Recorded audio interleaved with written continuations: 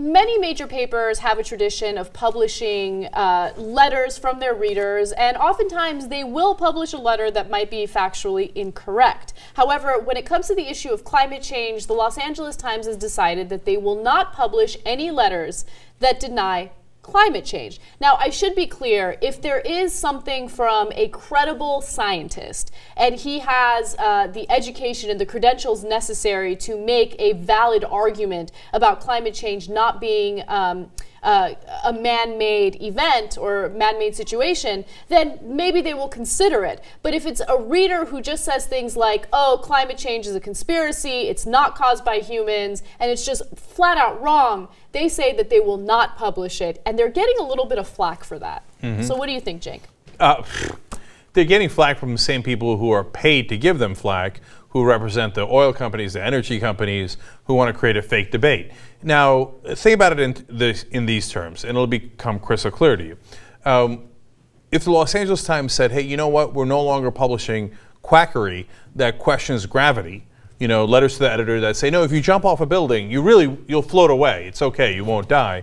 Well, we're not going to do that because that's actually dangerous, and it's not true. Our job is to do reporting, journalism, to bring you the truth.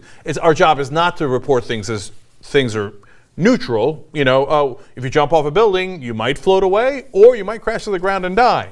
Well, that's not what reporters do. So here, of course, they're 100% right to say we're not going to publish things that aren't true. Yeah, I think that it's a no-brainer. I agree with you, but I'm actually shocked at the number of publications that disagree with the Los Angeles Times. So just to give you a quick example, USA Today, you might get into one of your rants, but USA Today recently published a letter by Joseph Bast. He's the president of the Free Market Heartland Institute. Right? So, and he was denying that climate change was caused by human activity.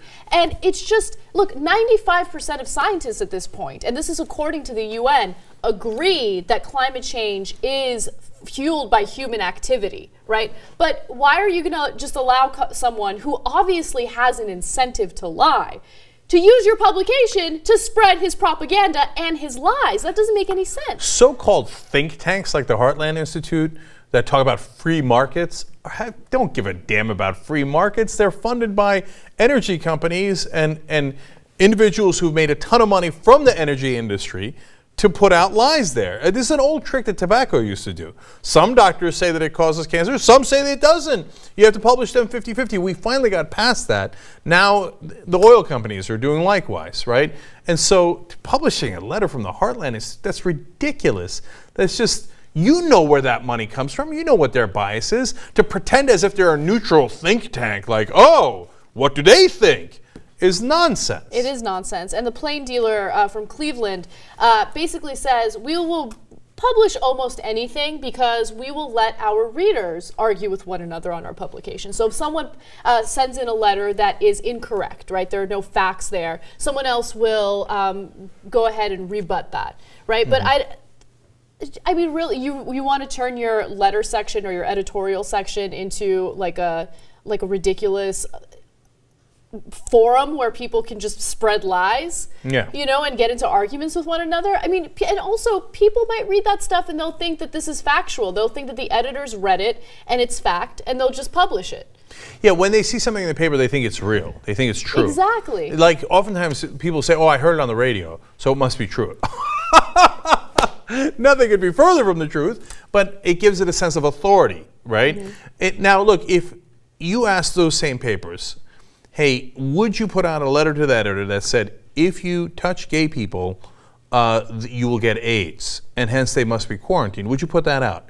I would be shocked if they said they would put that out, right? My guess is they would say, well, that's not true, and it spreads misinformation that's dangerous. Exactly, right?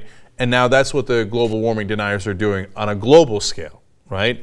And so, and they get paid to do it. It's even worse because of that. It's not just ignorance. They know they're lying. They're putting it out there for their own financial interests. You shouldn't let them get away with it.